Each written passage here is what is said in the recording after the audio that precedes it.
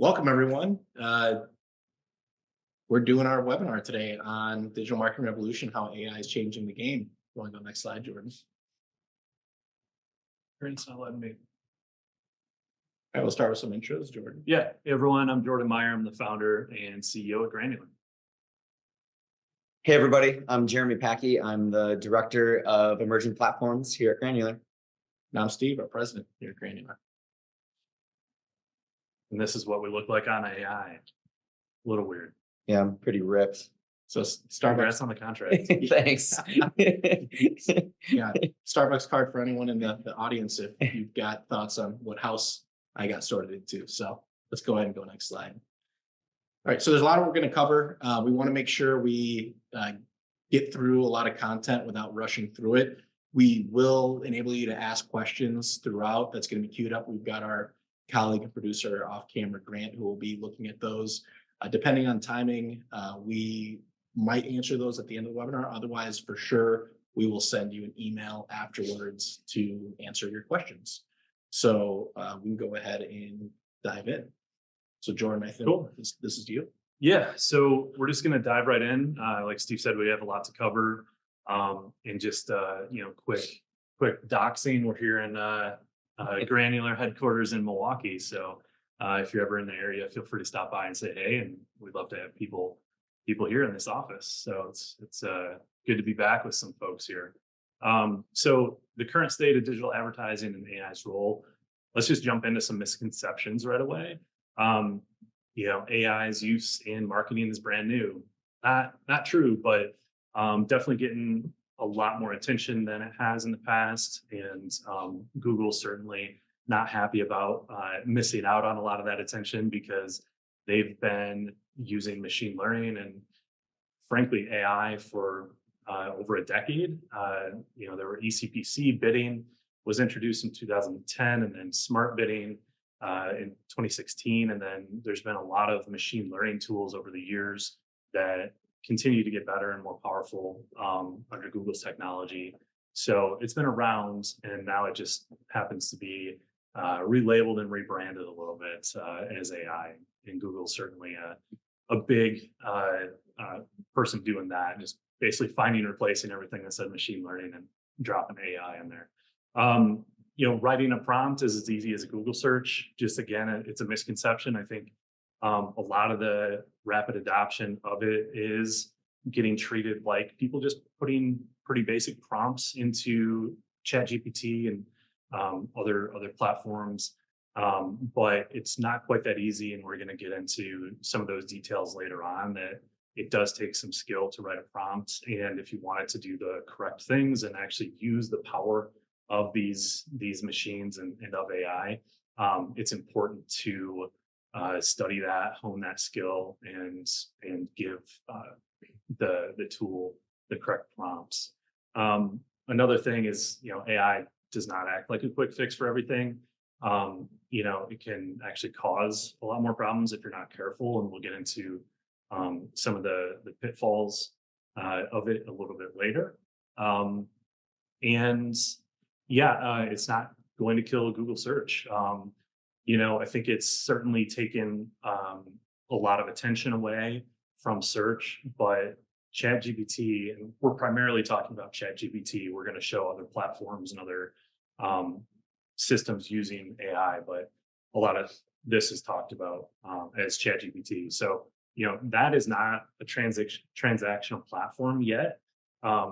We think it will be in the future, but right now you're going there for information, you're going there for analysis, you're going there for ideas and things that can get generated as content. You're not going there to book a hotel, research and buy a car or buy a product. So, Google still reigns supreme in the transactional type of query and searches. The game is just starting to change as well. So, AI, what's great about it and promising is that, and the immediate impact is that it makes talented people more efficient and effective. But it's not magic, right? Like I couldn't take the alleged drug that Lance Armstrong took to, win all the tours. I couldn't take that and win a bike race. You still need talent, you still need the skill. And that's, an important thing to keep in mind. Like, if you just take an intern or a fresh graduate of college or anyone off the street and try to get marketing and advertising output from them, even with AI, you're going to see a huge difference from someone like that's on our team that's already skilled in this. So that's an important factor. Platforms are testing a lot of new AI tools with mixed results. So, we are part of the experiment, whether we like it or not. We're getting opted into things on Google, Meta, Bing, TikTok, pretty much every platform. Some of that's a choice, some of it's not. Some of it is successful and helpful, others not so much. So, we're busy policing that and trying to make sure that we're using it to help and not just kind of blindly opting in. Workflows are changing, but the fundamentals are the same. Kind of going to the first point, you need to have some skill and knowledge, and you need to be stay on top of things like your brand, check the data, make sure the measurement's appropriate and correct. We've seen too many kind of mistakes to just blindly trust it. And then the last thing is it is simply fun to see what you can do. There's a lot of really cool things that you can do, and we're going to show some of those a bit later, and then there's certainly more to follow up on. Cool. Next, we'll go through some of the good applications and good examples of AI. So some that have been around for a while, one being the ad platform's automated bidding. Jordan mentioned some of those changes in 2010 and 2016. We've always been at the forefront of that and testing out any sort of bidding that can give us a target ROAS or a target CPA. There's also in-platform A/B testing and experiments. So these are things you can do right in the ad platform, where previously you'd have to download it into Excel, run some analysis on it and see if something is statistically significant. Some of these features we for sure are always using. Ad copy creation and brainstorming. There's some good examples and bad examples of that, but we love testing these features when it comes out, especially if it's like in the platform and it's kind of smart to some of the creative that you already have running. We like some of the dynamic and responsive creative. So what that is, it's just creative that can dynamically change slightly, whether it's ad text or a specific image based on the user, and Google or Meta would have information on that user that we can't see. And in theory, it could help present the right image at the right time. Google has versions of this too with some of their Performance Max campaigns, responsive search ads. And these are kind of standards and stuff that we test and have been using really since it came out. I also like some of the performance analysis and reporting in platform for some of the same reasons for testing and experiments, because the reporting and the analysis in the platform, there's little room to kind of mess that up. It's not always as in depth as we need it to be, but for quick looks and to kind of see like, did my cost per lead go up this week? Yeah, we can see right in that platform. So we're obviously using that. And then some of the new generative AI features are really neat too. So some of the images you see throughout throughout this presentation, and I guess in the ad platforms they just have different ways to get creative now, but you do have to keep it in check. Cool. So just some of the bad applications, and there's plenty, but one of the biggest news stories from just a few days ago that I think is important to call out, and just we're avoiding like the plague, is using fake authors and basically just churning out a ton of suboptimal content.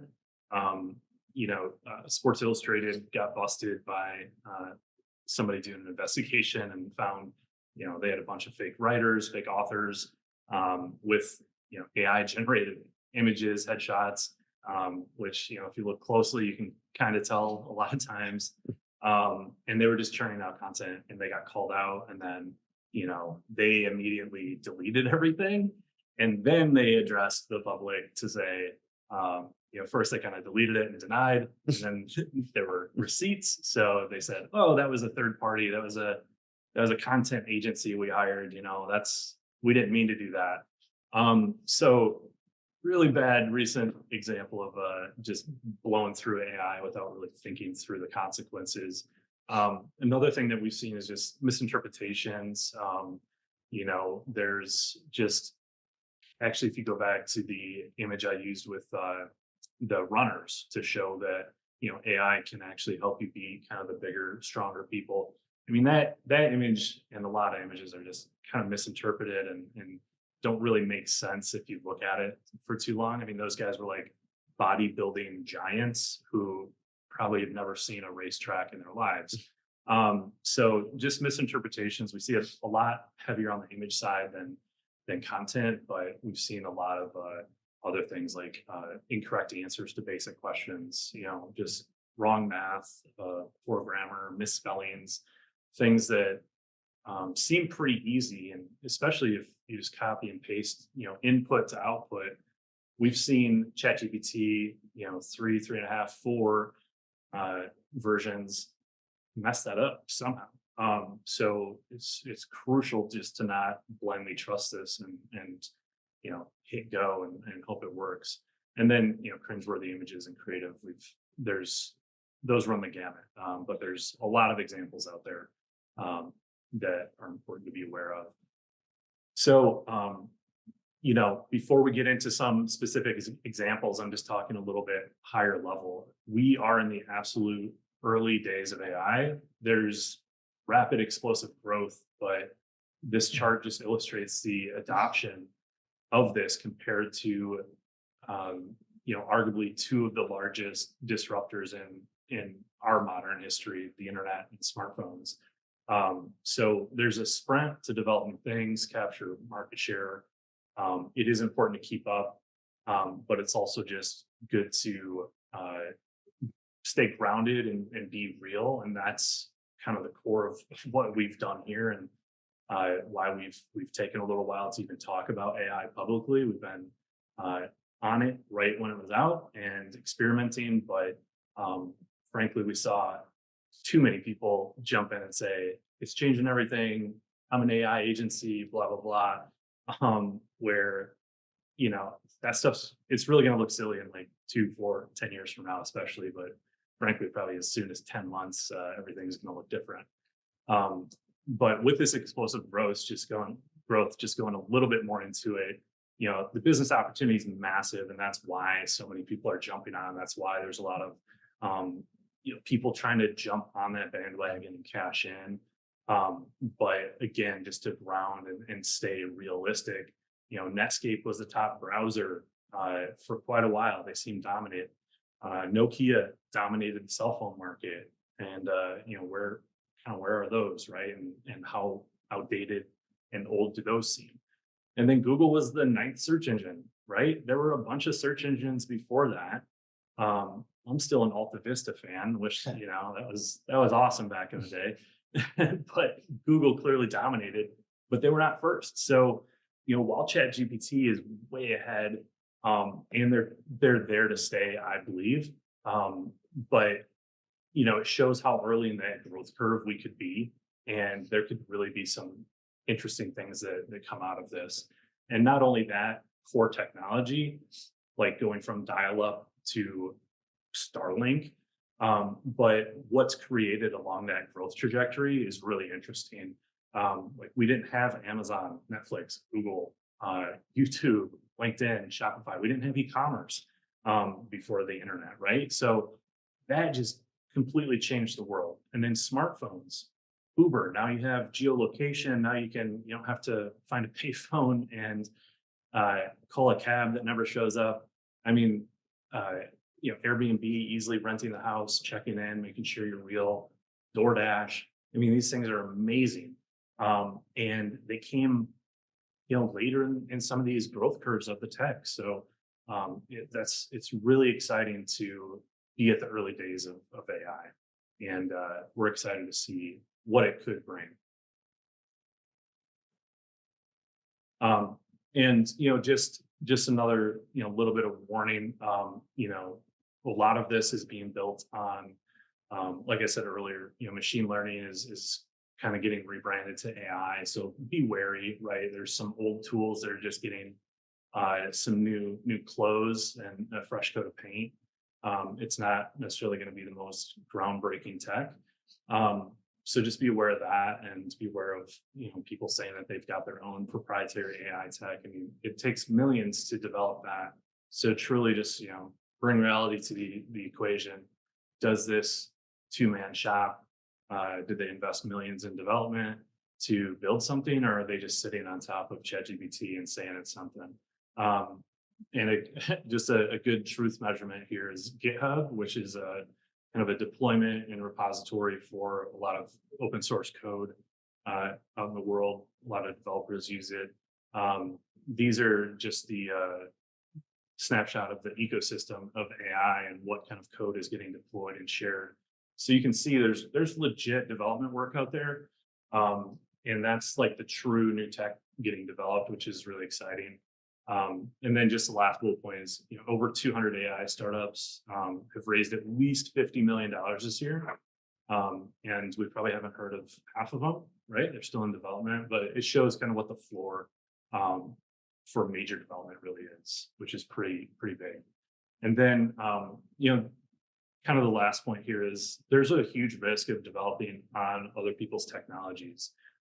If you think of my example is like owning a water park in the desert. If somebody shuts off your water supply, if somebody shuts off that tap, you're out of business. So the same thing can happen with open platforms like this, building a wall around it. Microsoft is a massive investor. They've invested over $13 billion in OpenAI. They have a board seat now. They kind of control it. So they can change the game at any point. So there's huge risk of getting cut off if you're really reliant on a single technology like that. And this is just an illustration of how open or closed some of these technologies are. And then, OpenAI, they had their store launch delayed. They were supposed to do it like that last month or this month, but there's a lot of disruption there in the company. So they pushed that to 2024, but it's going to be a more open kind of place to shop and kind of buy technology and platforms built on OpenAI. But there were a few startups already that have said that will be the end of their business because they're trying to compete, and that's impossible to compete with that large of a behemoth, really. So, just be careful if you're building off of somebody's ecosystem without a backup plan. There's a lot of risk there. And then, finally from me for now, I've tried to, I'm not trying to throw a lot of water on the AI flame, but it's just important to stay grounded. We do adopt and test really early here at Granular, but we don't put all the eggs in one basket. But I thought this was just a fun thing to share. These are like decades old Google betas and alphas that we're usually not allowed to share, but I think I'm past the date where it matters because it's showing, open like betas to add variations, which, are commonplace now. Cross-device retargeting, which is, these are, I think, at least 10 years old now. So we're all about being early and using it for our clients. But again, just use some caution there. Cool. Next, we'll talk about harnessing AI and trying to get the most out of it. So getting the most out of it. AI, we see it as a tool. It starts with human input. We adapt, and then we keep it in check. So really, it starts with human input, and then it ends with human input in a lot of cases as well. And AI and automation, it can help you get where you want quicker, but it really does need an experienced person or digital marketer, in this case, at the wheel. And like I mentioned earlier, in platform tools, they keep getting better, but they are very susceptible to errors and inaccurate information. And we've kind of hit on this a couple of times, but AI is constantly changing. And so are we. We literally do things differently this week than we did even a few weeks ago. So it's kind of like always in a state of updating. So next we'll talk about ChatGPT and Bard. Some of the pros here. So GPT-4, huge win for everybody. It gave us web browsing, DALL-E 3, custom GPTs, which I love, data analysis, but all these features, again, I'm going to be repetitive on this, but still need to be used with caution and fact checked. I like using some of these tools to do keyword research, to help with ad copy, kind of, at least starting out, and we'll go into that a little bit more later. I use it more as like an assistance tool. I like using it for market trends. I like looking at research, whether it's researching competitors or just seeing, kind of seasonality of a certain business. These are things that you can get fairly easily, but you do have to fact check it to make sure it's accurate. I also like the image creation with DALL-E 3. We use DALL-E 3 a couple times in this presentation. We don't go heavy into it really, but it is a really neat feature that's built into GPT-4. And there was one point when you talked about this with our team, Jeremy, on Yeah. just caution on things like, not uploading PII. Yes, that's a good point. All those things, and things to be mindful because of the terms of service of these platforms where they do have the right to access and warehouse. And so we're really making a point to our team to say, don't upload any actual client creative, any data. No customer lists. So that's definitely, the data analysis tool is so new that we're learning how to properly use it as well. We're not using it for anything client related yet. We're testing it with some, internal granular data, and it's pretty sweet. It's not perfect. And we definitely see that as like a follow-up webinar or a place that we're going to grow in the future. Next, we'll talk about Google. So AI features in Google, some of the newer ones allow you to generate ad text, usually based on existing ad text. In the image that you see on the screen here, you can see a spot where it says generate descriptions or generate images. So these are features that we're seeing show up in all these different ad platforms. One day you'll be in there and it'll be like, try to generate more descriptions or try to, create a video with, based on images. And, some of these are kind of neat. We definitely try them, for getting one more description or a headline or to get a mock-up of what an image could look like. It's great. But AI doesn't know your business. You need to know every aspect of your business in order to use it correctly. And, that's what we do. So other things I mentioned earlier on, target ROAS and target CPA bidding strategies. So these are things we've been using what feels like forever. And, Google does allow us to be more efficient with some of our ad spend based on some of these bid strategies. But one thing to note is you need perfect conversion tracking. So, that's something that we always make sure we have set up because the bidding strategies are only as good as the data they're getting. So that's always something we prioritize. One newer feature, it's called optimized targeting. Google kind of sneaks it into some of these campaigns. And honestly, it's hard to figure out where to turn off sometimes. But what's cool about that is, in theory, it gets you in front of audiences that you maybe missed that have purchase intent. It's kind of a black box. Sometimes it works, sometimes it doesn't. We usually start by turning this off. And if we're looking for more traffic, it's something that we would test then. And then this is I wanted to bring up fraud detection. So if you ever get a tiny refund, it could be like 10 cents. Google is in theory using AI to see if, fake websites are clicking on your ads. So, everybody loves, I guess, free money. So that's another good feature. Going in more on Google. So the image you see here is just an example of an automated, I guess, AI feature where you can have Google create images for you. And, some of these images and image generators are really good as long as you have really good prompting. I think I can't read perfectly, but it looks like I have 537 characters out of 1,500 for this image. And honestly, using all 1,500 to get what you want is very normal. And you might still get a pile of garbage out of it.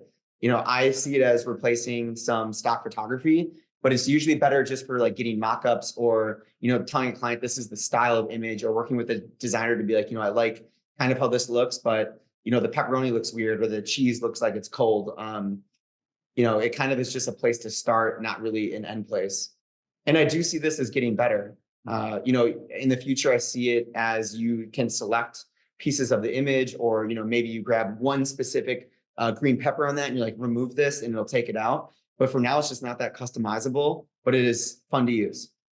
When you think of like the adoption of this tool, there's a big difference if you're a small Totally. business and if you want to get something up and running fast, Mhm. flower shop, you own a restaurant versus a lot of our clients, which are, big companies. They've got in-house legal counsel, brand guidelines, Right. creative agencies. And so the idea of even a department within one of those companies deciding, hey, we can't get assets from creative, so we're going to just try, chat GPT or one of these tools, that's really a non-starter. And so again, there is, just because the tool exists, that's something we have to balance. Of just because you can get something created, or if you have someone who's like, I'm tired of waiting to get something approved from internal or agency, so I'm just going to create it myself, that can really lead to a lot of headaches. And so we're really trying to remind our clients of that, pump the brakes and be mindful.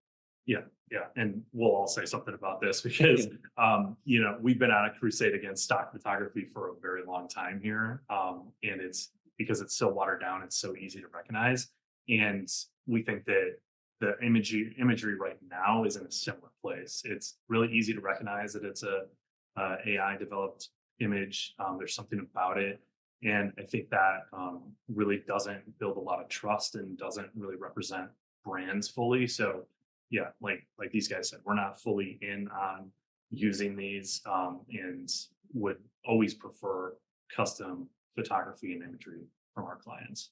And I do want to say, I think this is actually a better example for being in Google. Like, it looks like an edible pizza, but when the bar is like, does it look like something you would eat versus not? That's a pretty low bar, and that's why I see it as something for brainstorming mock-ups. You can't do multiple iterations. I can't be like, give me 20 variations of where the peppers are, I don't know, red peppers. I can't do that yet. But yeah, it's definitely a neat tool.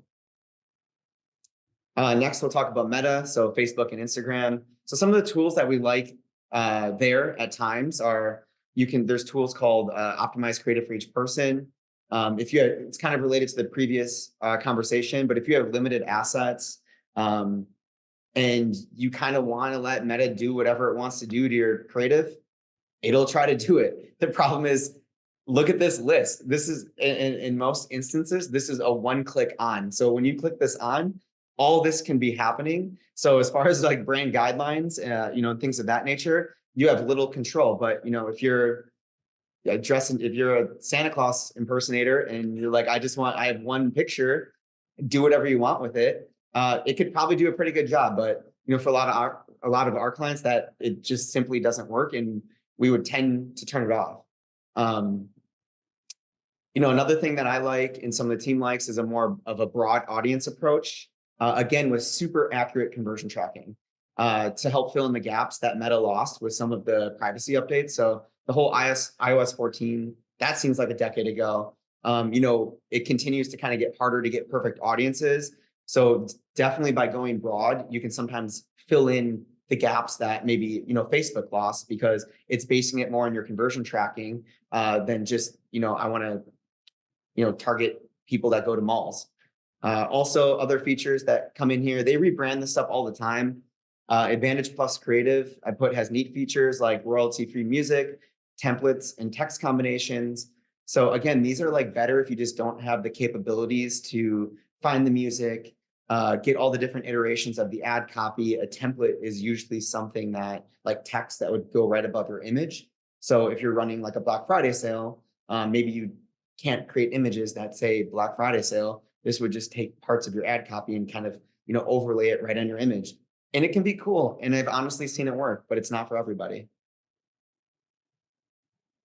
So next we'll talk about TikTok. This is by far one of my favorites, AI built-in features. So in platform. So there's this new feature called Creative Assistant. And to me, it's like a mashup of ChatGPT, but it knows everything about TikTok and has access to general TikTok, data. And what's cool about this is you can, fill out this little chat bot and you can be like, what's the trending hashtag on TikTok? You could use that to maybe influence your ads if it makes sense. show me some TikTok examples of like good ads.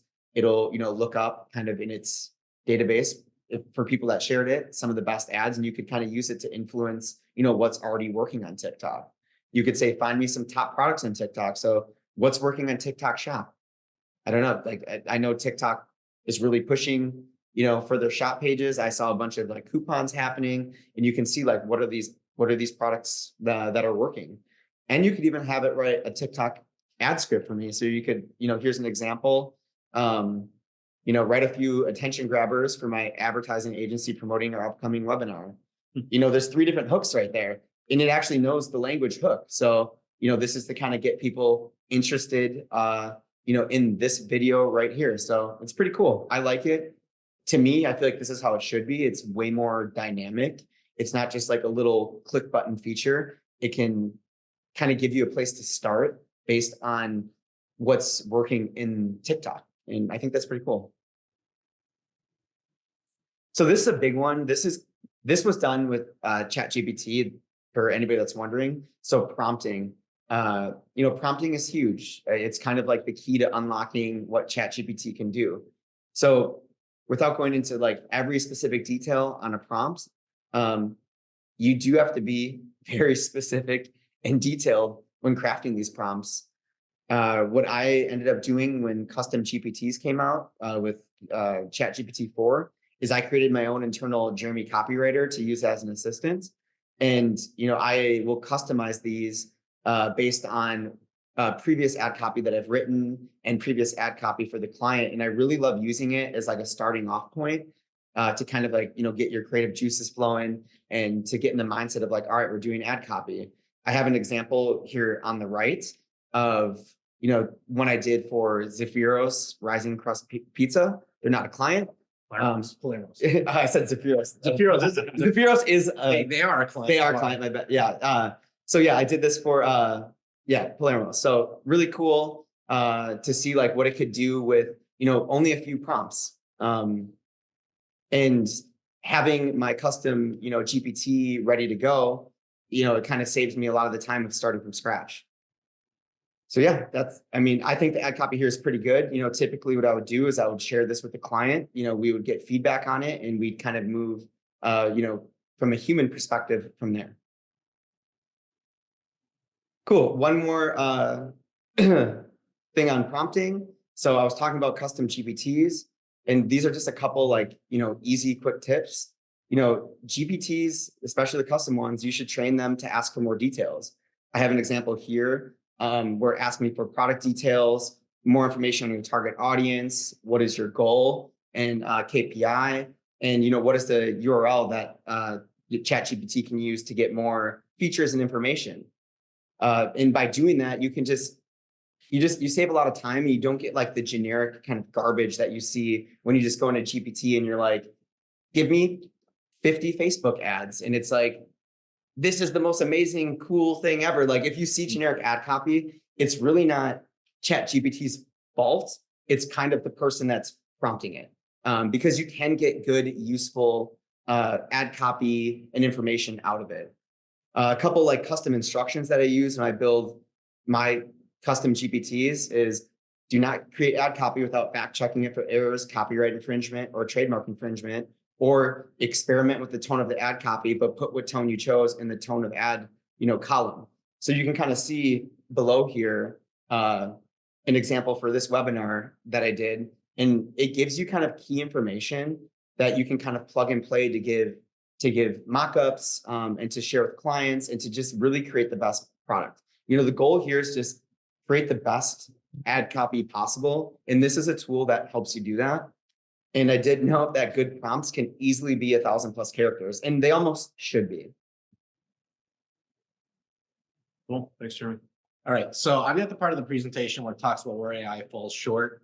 I was definitely an early adopter. I love these tools, but just like any family member you love, you also can find the things areas where they fall short. So you can be honest with it. So AI, these guys have already alluded to it, definitely can have unintended results. If you're just quickly, if you're someone who puts something off to the last minute and you decide you're going to just run it through Chat GPT or Bard, and then drop it into a presentation or drop it into an email without looking closely at it, that can really kill your credibility. Plenty of stories I've heard from my brother. He's in college, with how people have been using this with their homework and just getting called out for this because they're not looking. Look, anytime you automate something, it comes with pitfalls. So the main thing to note is Meta, Microsoft, Google, Amazon. These are publicly traded companies where their goal is they need to be able to show shareholder return and growth up to the right. And so anytime they're pushing an AI tool and how it's going to make things easier, we've just seen plenty of examples, which we have here in this presentation, of how miraculously a lot of those recommendations, if you select all, are going to lead to less relevant traffic, more money being spent than you intended, and being told, hey, at the end of the day, you got conversion, so you should be happy. But if you look, your average CPC goes up and your ROAS actually over time can go down. So we talk about ad creative not being on brand. Again, credibility killer, you don't want that. Spending money on targeting, you don't want. We talked about, optimized targeting. Anytime there's a black box of, hey, trust me, we're going to go out and find more of your customers, we just approach that with a level of skepticism to really understand, all right, what's actually happening. And again, making sure that your ads don't show on places you don't want them to show. That is a problem with any of these kind of catch-all, automated campaign types showing below the fold inventory, made for AdSense, app placements where no one's really looking at them. That's unfortunately what we'll find. So go to the next slide. So where does it fall short? I alluded to this a little bit. So our job, what we really look to do at Granular, is understanding our clients' goals. What are they trying to do? Who is their audience? How can we get the most return for their ad spend possible? And we approach every platform and every tool with a mindset of, if it can help get our clients in front of their audience and generate a return on investment, meet their goals, and it complies with what they not showing on next to content or on platforms that don't align to their brand standards. We're open-minded to that, but again, it's really important for us to police all these different AI tools on all these different platforms. Oh, thanks, Jordan. All right, so this is an example. Jeremy, I think this. So yeah, I'll give a little background on this. So a newer campaign type for Google is called Performance Max. If you don't upload a video, they tend to just make one for you.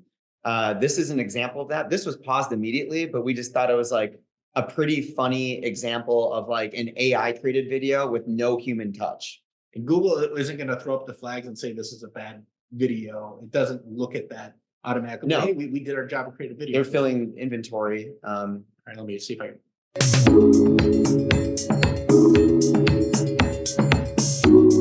So I'm not really sure what's going on here. Like, what is like an image that comes up out of a table?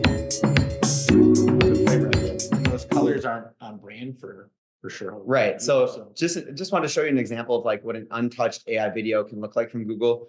Sure, there are better examples, but honestly, I didn't have to look hard to find a bad one. It was really easy. All right, auto applied recommendations. So for those of you who work with us, or you run Google Ads, or you don't work with us and you log into Google Ads, you probably have seen the recommendations tab, and you see these percentages where you have these little cards that say, hey, you can increase your score by 5%, 3.3%. It's usually not a round number if you agree to apply recommendations. These are communicated as if these are very kind of minor tweaks and optimizations, but they actually can have really detrimental impact on your business. And so for us, that's one of the challenges, frankly, right? Because if advertisers are trusting a platform like Google that, hey, they've got all the intel information, they know what our goals are, they're surfacing insights, it feels satisfying to just accept all, click a box. But I think we even have some other examples here. These are not minor changes. Hey, we're going to go ahead and expand your reach with search partners. We're going to use that optimize targeting. We're going to upgrade your conversion tracking for you. We're going to add responsive search. Yeah, those are the ads for you. scary ones where it just starts adding stuff. Or just starts adding things. We have examples where it's, hey, we're going to change your return on ad spend target because you can go and get more conversions. We're going to use unused budget from other campaigns. That's a hilarious one And too. apply it to your other campaigns that need more budget. So again, this is just a fraction of what we have to monitor. Yeah, this is an example. Google will say, hey, trust us. Click the box to add new keywords, add broad match keywords, and then take your search campaigns and expand them onto the display network. Again, if you aren't looking at this and you get some scary warnings from Google of your scores going down because you're not agreeing to these, you could think, all right, well, we're going to be penalized in some way. But really all this does is the goal is to get you to spend every dollar you have allocated every day. And again, that's what we're standing in between. It's not that we're, anti-Google, No, we love Meta, Google. TikTok. It's really, we're pro your business and what your goals are. And so this is, what we're having to spend time monitoring. Mm-hmm. And the automatic bidding changes, altering campaigns. Again, when you think about the fact that Google really tries to say, hey, even though you've made it really clear the bid strategy you want to use per campaign, Google will try and sneak in these, hey, bid more efficiently with maximize click, bid more efficiently with maximize click. They don't actually explain what the consequences are. Set a target CPA, set a target. The ones at the bottom of the scary ones. Yeah. Add store visits is an account default goal. The problem with that is there are certain campaign types where all you can do is maximize conversions. And if you add in store visits, it will bid and say, hey, we're seeing people are visiting your location because you've got your Google business connected to your account. And so even if your primary conversion is you're looking to generate a lead or generate a sale, it will go and get whatever it thinks is the easiest conversion to go and get, which something like a store visit, that's very, very scary. The one right above it's even more scary. Adjust your target ROAS, adjust your CPA, set a target. I mean, if it doesn't have it attached to your campaign, if it's us doing it, it's on purpose. Yeah. This is like level 2 of the information. Typically, like Steve mentioned, it's almost gamified. It says, just click this button for 2 more points of your Opti score. So then this is like the secondary level. And then all these learn mores, a lot of people don't click those and read those. That's like level 3 to actually understand what they're trying to get you to do with one click. But it'll show up bright red in your account. Right. If you raise your budget to $1,000 a day from $100 a day, you would get this many more clicks. Because the language is you can get more conversions. Yeah. Right. That's why, and that's the point I want to make. Good conversion tracking. If you don't have that and you're doing this, you're done. Like you need to have good conversion tracking for everything. 100%. All right. We talked about the image generator. This is an example of uncanny valley, image generation of from Google. Again, just make sure you're keeping an eye on things. Again, the problems usually occur when someone is rushing and there isn't good communication and they decide, hey, I was told I had to, when you think of any of you watching in your organization, you're responsible for digital advertising. Maybe you have to get something launched quickly. You got someone on your team who thinks, all right, well, I got to get something up. Stuff like this can happen, and it's just you don't want that. I do want to say this is in platform too. Look at the prompt. That's a good prompt. That's that image. Yeah, bad image. So Amazon, actually, you want to speak to this, Jeremy, because it's relatively new. Yeah, this is brand new. I saw this come into one of the accounts that I run in the last like 30 days. So everybody's trying custom AI images. Amazon, I love Amazon ads. It's great. Everybody uses Amazon. But from what I try to do here, I tried to get a product placed on the bow of a fishing boat, and look what I got there. I got some random Christmas ones, which I did say I wanted to have Christmas decorations, but it's awkward, right? Like you would never use any of this. Maybe the bottom right one in a pinch, but we would never use any of these images. So it's neat to see that they're giving this as an option, but none of these images make sense. You don't have that many characters to use. And yeah, it's just, in my opinion, pretty unusable right now, but where I could see it work in the future, if you had a Christmas campaign and you're like, I want this, this chemical placed in front of a Christmas tree for my sponsored brand ad. I think it will be able to do that. But it's just not good enough yet. They're all defying physics too. Right. Yeah. And then on the Meta side here, if you want to take this one, Drew. Yeah. So this is, where it falls short for Meta. So you can get good and bad recommendations.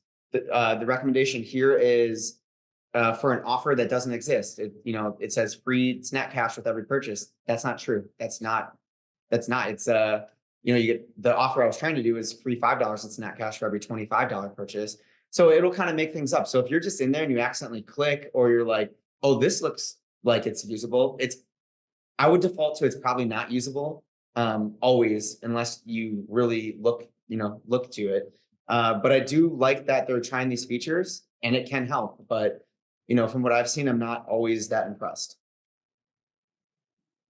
All right, and this is a example here where, again, I love ChatGPT, Bard, use it quite a bit, but we're going to have, I think in the future, we talked about just doing presentations or content around prompting, but again, where it can fall short. In this example, I came up with a fictional scenario where I knew the answer should have been, I don't have all the information to tell you what the conversion value was, but because I asked it, for that answer, it gave me what the conversion value was. So I was like, where'd you get the $500 conversion value from ChatGPT? I had to provide the value of a transaction. And it was like, oh, my bad. I apologize for the confusion. So again, that's where from the data analysis tool built into ChatGPT's getting better and better every day. The math side of things is really good, but you have to understand how to prompt. Again, a lot of the issues occur when you deploy something, move quick, and decide, hey, I'm just going to copy and paste the results. It can kill your credibility and really screw things up, especially when you think of someone using this for analysis and using it to justify investment or not in something. If you're not fact checking it, that's a problem. So look, we are not anti-AI or 100% pro AI. It's the old, it depends. It has a use case. It definitely is something that has been integrated into these platforms. It's something we have been using, we'll continue to use, especially if we think it can help our team, help our clients. So it's a tool that can improve things. Look, we have yet to see that it can be an easy button to run accounts automatically. It's not maintaining your brand standard. It's not understanding your business goals. Going back to what I said before, these are not altruistic platforms. These are not nonprofits who their goal is, hey, we're just going to tell you the objective truth, understand all this context in your business, and just generate the ROI for you without explaining how they're going to increase your cost per click or do things that aren't compliant. So that's what we're here for at Granular. So what is that balance, right? So again, we see an opportunity, and we've been implementing AI workflows into our business and our process, but it's not a one-stop solution for addressing problems. So when it's done well, it can make things more efficient. And as far as like ongoing monitoring and updating of AI needs, that's just something that has to continue to happen with the current information and context of your business. So human input and engagement is absolutely essential. And then, again, figuring out how we can continue to improve workflows. So ChatGPT, Bard, these other tools built into the platforms, those are great starting points for reacting to current ad copy, the research side. ChatGPT can be useful for analyzing a website, analyzing existing ads. When I'm talking to a company for the first time, even those of you who recently signed on with Granular, it's helpful for me to get the lay of the land with these third-party tools to understand, all right, what are your goals? What are relevant examples to provide you? But we would just never wholesale say, hey, we're going to just use this wholesale. And again, just because ChatGPT is going to suggest certain ad copy doesn't mean, hey, we've hit on this, that you can run with it.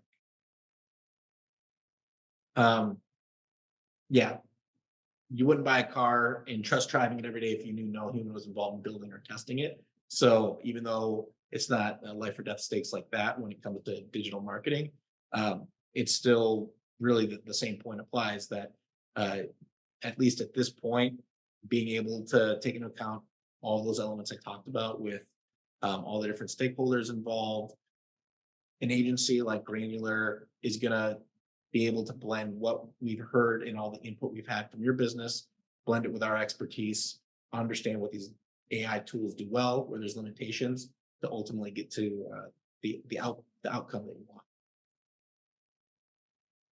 All right, and then I think we're rounding the corner here, looking at time. So, yeah, we're going to continue to test new AI features as they come out. We've got, our we literally have a title Director of Emerging Platforms for a reason, and this is before ChatGPT really came on the scene because it's important for us. Granular we run ads on 20 plus different platforms. We were usually the first agency we were aware of on most of these platforms when they came out, and Granular always would test ads for ourselves to try this out before we recommend it to clients. We're going to do the same thing with AI.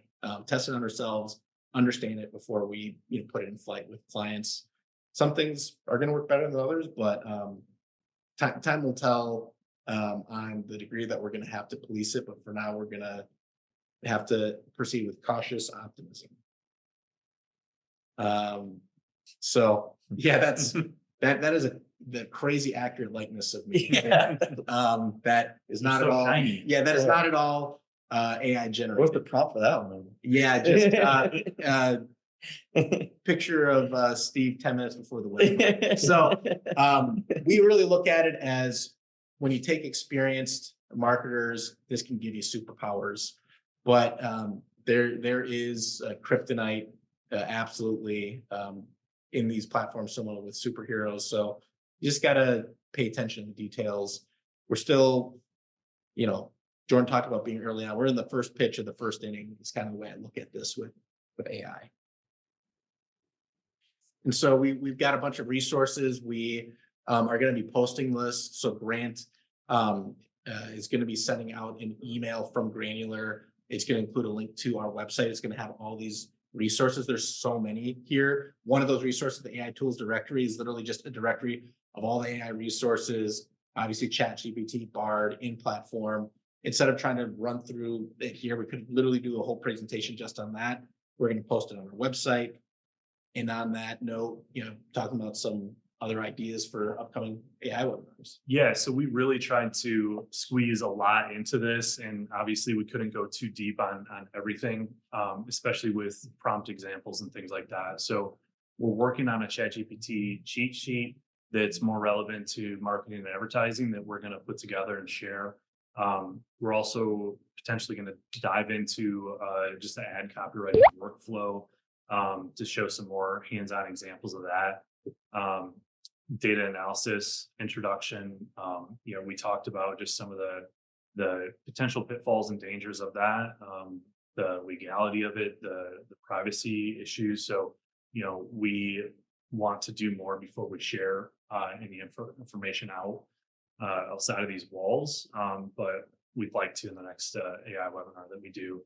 And then we'll show some advanced chain prompting. Like what Jeremy showed earlier those are just snapshots of a massive chain that he developed to really train the AI to output what he wanted.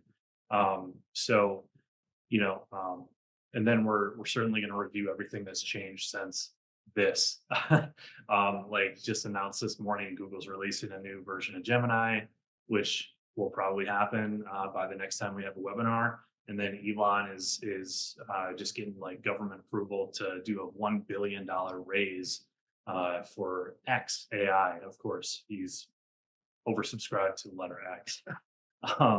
And then, our just disgusting use of DALL-E for image creation is not a normal thing.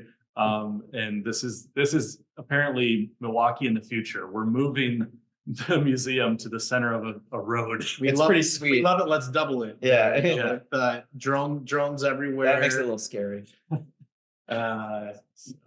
Yeah. So that's what we got. Really appreciate you guys joining us.